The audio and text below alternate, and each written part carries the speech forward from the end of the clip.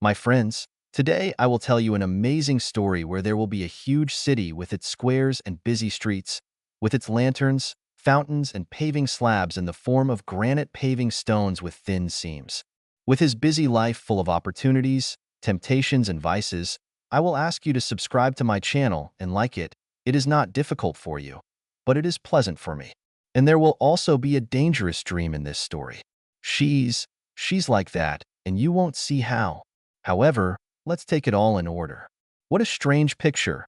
Vasily Arkadyevich, the administrator of the downed Pilot Art Cafe, was surprised. A small peasant with a convex white bald head, peering at large, colored photographs lying on the table in front of him. Ilya, an aspiring 24-year-old artist, was slouching in an armchair opposite, who brought pictures of his new painting to the institution in the hope that the pilot would arrange a small exhibition for him. What are these white spots? The administrator was pointing at the image. These are petals, the young man explained, returning to his chair. The painting depicts a blooming May garden. Well, let's say, Vasily Arkadyevich agreed. And what is this pink object in the background? A May pig, perhaps? The administrator was not devoid of a sense of humor, and Ilya was slightly embarrassed. It's a naked bather, the artist explained. That's the name of the painting, the bather in the garden. I see. But where is the water? A lake, or at least a puddle? To some extent, this is an abstraction, Ilya replied, feeling awkward. The objects are made conditionally, in the spirit of Picasso. I know him, I've heard of him, the administrator nodded. What about the fog in the picture? It's an allegory of life, Ilya tried to explain. Our life is like in a fog of the unknown, very deep. And what is the size of the painting? 60 by 80 centimeters. My dear fellow, Vasily Arkadyevich sighed. Art requires care. Apparently, your muse is not very inspired. Who is your muse? My wife, Christina. What does Mom say? She also thinks that Christina could inspire more, Ilya admitted. Well, okay. The administrator sighed, folding the pictures. All the walls are already occupied. All the work here has been coordinated. But my mom made an agreement with the owner, the artist reminded. I'm the boss in the hall, the receptionist calmly replied, and returned the envelope with the photos. A waitress came into the office with questions about the bills.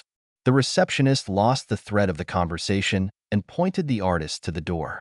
A Viking depicted on canvas was looking at the stage from the wall, as if assessing what was happening with a large axe and sad eyes. Ilya went out into the cafe hall, ordered a cup of black coffee, and immediately demanded a complaint book, writing in it, "Poor quality of service, the staff is impolite, the administrator behaves inappropriately." So he decided to take revenge on the institution. Mamuleka, I was not accepted in the down pilot, he called his mother as soon as he went outside. Don't worry, son, I'm with you. What did he say? He said that I couldn't draw, and he had nowhere to put me. Ah, he's a fraud. What's his name? Vasily Arkadyevich. Did you tell him about the owner? Yes, I did. But he replied that the owner did not order him. Well, never mind. I'll figure it out. Did Christina feed you? What did you have for breakfast? Cheesecakes with sour cream. I warned you that you need to eat something more substantial, soup in the morning. Why doesn't she cook it for you? I don't know. I told you, don't marry her. A poor girl, only she needed a place to live. I'll come back on Saturday. We'll figure it out. Nina Mikhailovna adored her son and often interfered in their family affairs, despite the fact that Christina sincerely tried to please everyone, believing in her husband's talent and supporting him in his creative endeavors. She, a graduate of an architectural university, worked by profession in a small private company. Her salary was mainly a modest budget of a small family, which was occasionally replenished with investments from her husband's mother, who for some reason reproached her daughter-in-law and not her son. He did not work anywhere, although he also graduated from an economic university and tried to find himself in creativity, painting pictures in an apartment that he inherited from his grandmother. One of the rooms in this apartment was equipped as a workshop. When Ilya was still a schoolboy, an art teacher told him that he had talent. Since then, he has been looking for this talent in himself, although he talked more about his abilities than he really drew. Initially, he was going to enter an art school, but his mother insisted that he first get a serious profession. and thus Ilya ended up at the Faculty of Finance. Studying was difficult for him, but thanks to his mother, he still received a diploma. Meanwhile, Ilya was walking down the street, watching the autumn landscapes and dreaming about how great it would be to learn how to draw so that his paintings would seem alive and praised by everyone. He dreamed of recognition and envy from his classmates, especially Grishka Pokrovsky, who had already exhibited twice in Paris. Later, returning home, Ilya met his wife Christina. She had just come home from work, looking fresh and energetic. Christina was an attractive young woman with harmonious features, long legs, and thick blonde hair. Her image radiated confidence and vitality. "How are you doing?" "What is it?" she asked, her eyes shining. "Yes, it's not bad," he began to tell me. "When I showed my painting, everyone was delighted there. However, the administrator admitted that my work stands out too much among others and cannot be hung." Christina praised him for his efforts, although she felt that something was wrong. During dinner, Ilya's phone did not stop ringing. His mother was constantly calling him. Eventually, Christina, tired of her mother-in-law's calls, answered one of them. "Why aren't you picking up the phone?" Nina Mikhailovna began in a stern tone. "We're having dinner," Christina replied calmly. "Is that so? Did you cook soup for your husband?" my mother-in-law asked sarcastically. This conversation brought down Christina's mood. She felt the pressure on herself, but tried not to show it, continuing to support her husband.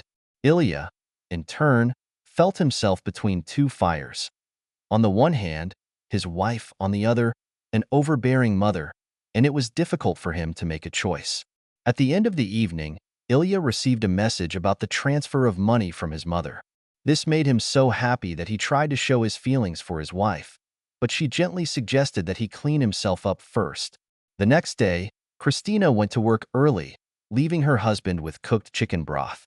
Ilya, waking up later, was in no hurry to go about his business. Thoughts of new beginnings and fantasies began to spin in his head again, but instead of acting, he decided to go to the city just to take a walk and unwind. He has not yet told her directly about his dreams, although he hinted at some ideas several times, but his wife did not seem to understand what he was talking about, and Ilya decided to postpone this conversation for a while, although his thoughts did not leave him. He was thinking about how best to implement his plans, but he understood that everything had to be done gradually and carefully. Sometimes he dreamed of something unusual, but it remained only in his fantasies. One day, walking around the city, Ilya looked into various places and reflected on his life. He tried to find people who could help him in his creative quest, but met only wary glances and rejection. Passing by a small cafe, he saw two guys who were sitting at a table. Ilya decided to start a conversation and offered them the opportunity to meet someone interesting, but they treated him with distrust and refused. A little disappointed, Ilya continued his walk, thinking about how best to implement his ideas. Various plans were spinning in his head, but none of them seemed successful enough. Despite this, he did not give up. Soon he went into one of the shops, and he came up with a strange idea to buy an unusual gift for his wife.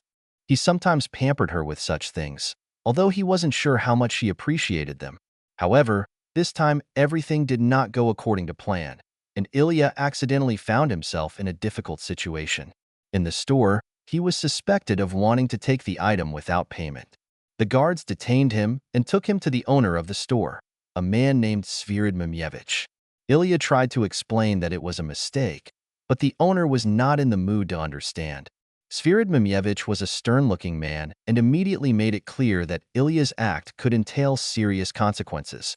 However, he offered Ilya the opportunity to settle the matter peacefully if he could compensate for the damage. Ilya, realizing that he did not have the necessary amount, began to beg the owner to let him go. He even offered to donate a painting of his own authorship, hoping that this would help alleviate the situation. However, Svirid Mamievich did not show much interest in this proposal. In the end, the owner of the store gave Ilya time to find a way to resolve the problem, threatening that otherwise the case would be referred to the police. Ilya realized that he was in a very difficult situation, and he had to find a way out of it. Ilya tried to figure out how to avoid trouble, but fate intervened again. "And where do you live?" Svirid Mamievich asked, with undisguised interest. "River Station," Ilya replied, trying not to show his excitement. Your own apartment? The guest clarified. Yes, from my grandmother, a 3-room apartment. Okay. Mamuvik softened, thinking, I'll think about it. Maybe I'll look in on you, see how you live. And then we'll see. Hey, he called out to Ilya as he headed for the exit. Don't forget to return what you tried to take away. From that moment on, Ilya couldn't stop thinking about the upcoming meeting. Mamievich seemed to have forgotten about his threats, but Ilya was afraid. Fear and insecurity prevented him from focusing on his work. He tried to draw, but all he could do were unsuccessful strokes and blurred lines. Finally, a few days later, the phone rang. It was the man with the deep, confident voice. Have you been waiting for me, the artist? I'll be there today. Set the table, tequila, beef, and plenty of pepper. We will feast, Svirid ordered. Ilya turned pale, but answered, I will do everything as you asked. Is the wife at home?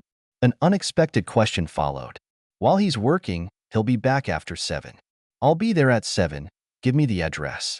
Ilya was on edge all day, trying to prepare everything that the guest asked for. He bought groceries, cooked dinner, set the table. Everything was ready by the appointed time.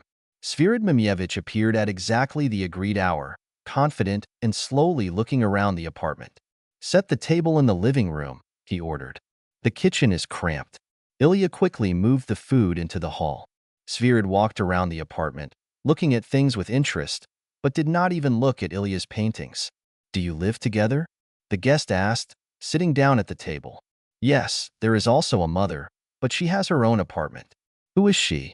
Retired accountant, Ilya replied. Mamuvik just nodded and continued eating. At that moment, Christina returned home. Ilya immediately came out to meet her. We have a guest, he whispered to his wife. Don't worry, it's not Mom. Christina took off her shoes and quickly entered the room, and her gaze rested on the guest. She hadn't expected to see such a person. In front of her sat a large man with strong features. He was calm, as if he was a frequent visitor here. Who is this? She asked her husband quietly when they went out into the corridor. This is Svirid Mamievich, Ilya hastily explained, trying to find the right words. He wants to help me with the exhibition. I'm not going anywhere, Christina said decisively, heading for the workshop. Meanwhile, Mamuvik continued to eat, ignoring the embarrassment of the hosts. Christina, Ilya tried to persuade his wife, knocking on her door. Come out, please. My career depends on this person. Help me, please. After much persuasion, Christina finally got out. She took off her jacket and stood in a light blouse and skirt, a little embarrassed. My name is Svirid Mamievich. The guest introduced himself, holding out his hand. Glad to meet you. Christina hesitantly shook hands with her guest and sat down at the table, but the tension in the room remained. Svirid didn't seem to be in a hurry and calmly continued his dinner as if nothing unusual was happening.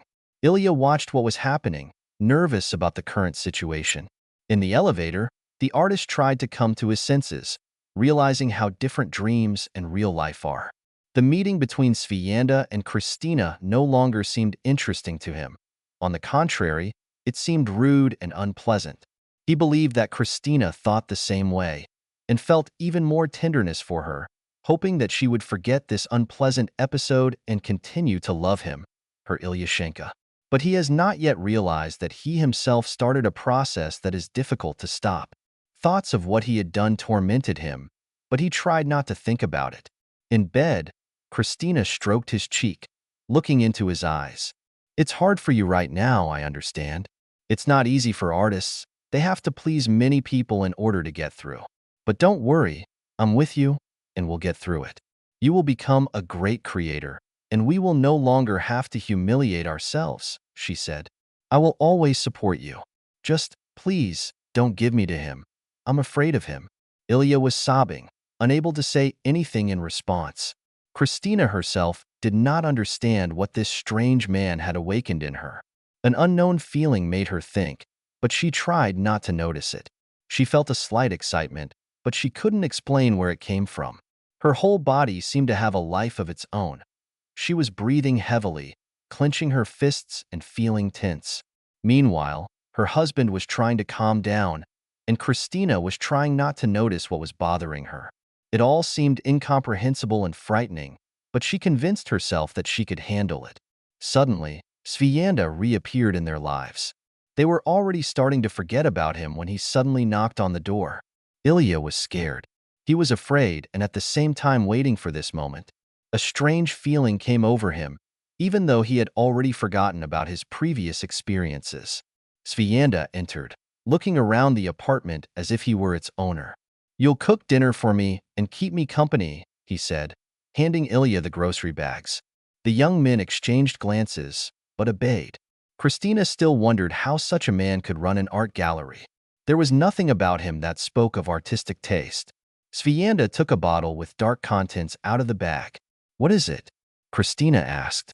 "African honey wine," he replied. "Will you try it?" Christina, wanting to support her husband, agreed. "Ilyusha, join us," she suggested. "No," Svianda replied. "It's too early for him. We'll drink with you." Christina was surprised, but brought glasses. They clinked glasses, and Christina barely sipped the wine, which made her dizzy. Everything started to seem strange. "Are you always so confident?" she asked the guest with interest, sitting on her husband's lap. "Is that a bad thing?" Svianda chuckled.